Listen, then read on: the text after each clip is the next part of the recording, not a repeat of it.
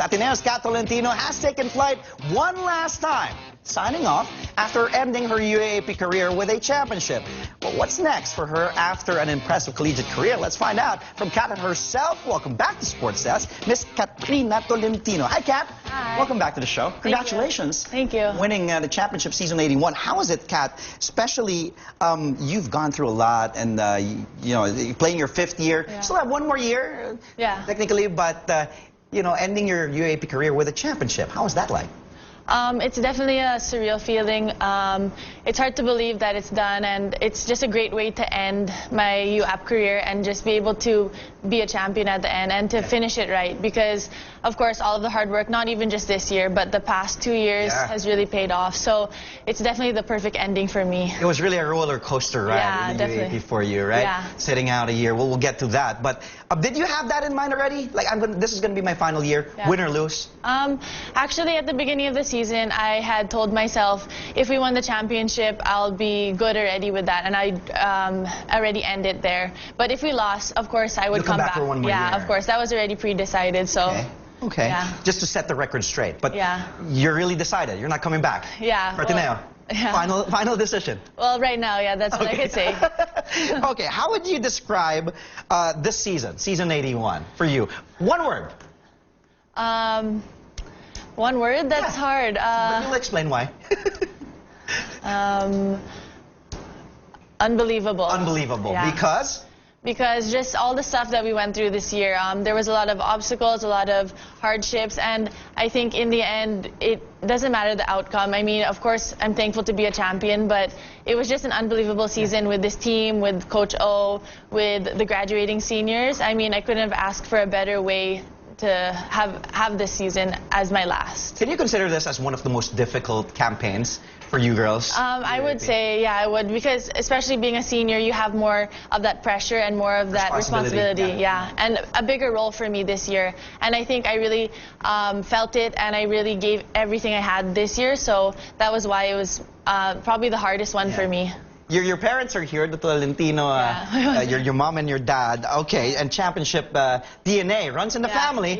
Your kuya, Vince Tolentino, and of course has won titles also with the men's basketball team. What's the atmosphere like? What do you guys talk about, like on the dinner table? Do you talk about the championship? What do you guys talk about, like with the family? I'll give a shout out to Vince because he said to say hello. Anyways, he's watching. Yeah, he's watching. Vince. He just told me to, especially when we lost in the playoffs, he really gave a lot of advice during that time. He just said, just keep playing until the very end, because it doesn't matter if you lose in the semis, it's just as long as you stay in the game. And that's what his main point was. And also to just trust and believe in the team, because that's how he became a champion as well. And he also gave advice just to remember where you came from and how hard you work for it, and to just trust yourself as well. So he gave a lot of good advice towards the end of the season. What did he tell you after you won? I don't really remember, but he just said, see how much your hard work really paid off. That's his main. That's awesome. That's awesome. Okay, now you started your journey as a prize recruit, right, for Ateneo, but your career was put on hold. That was season 78. Yeah, or season 79. When you had to sit out because of the ACL injury? Or sorry, no, season 78. 78. Okay.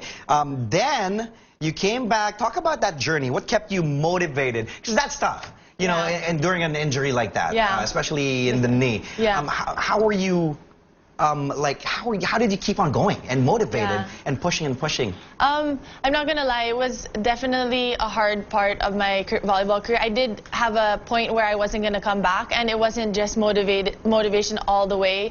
By the third ACL injury, I had already told myself I wasn't going to play at all. Really? Professional, or even just UAAP volleyball. I was done. Everything, like even recreational, even watching volleyball, I didn't want to. Wow, I didn't know that. Okay. So it was a hard journey just because I had almost given up, and it's a lot of ups and downs. It's not just like, oh, I want to be back right away. And I think there was this article I read about a girl who had 5 knee surgeries, and I think that's what inspired me to really go back, because I was still undecided. And it's really also just being able to, my love for the sport, and also my perseverance and how much I went through. So.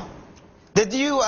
What were your biggest takeaways from those experiences? The 3 years that I sat out, I was definitely a humbling experience. It taught me to be more grateful for my health and to be grateful for the opportunity I've been given to play the sport I love. So it also taught me to not take things for granted. I mean, you forget that as an athlete, you're not really invincible, and that's really something I learned. And also it taught me a lot of perseverance as well. That's nice. Okay, in every interview, you downplay your achievements and give credit to your coach, of course, Oliver Almagro, and the team. How's it like having Coach O as your mentor, of course, being he's the first year for the women's team and then winning a title with Coach O?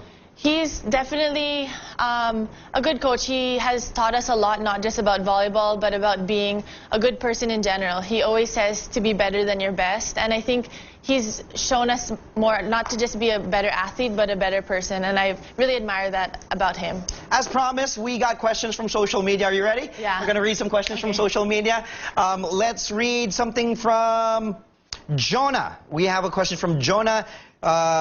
There she is. No, this is the one from Gabby Gonzalez. Okay, at Gabby G. What is something, Kat, what is something you do with your teammates that you will miss the most? Congrats, by the way, and we are really hoping for one more year, Kat.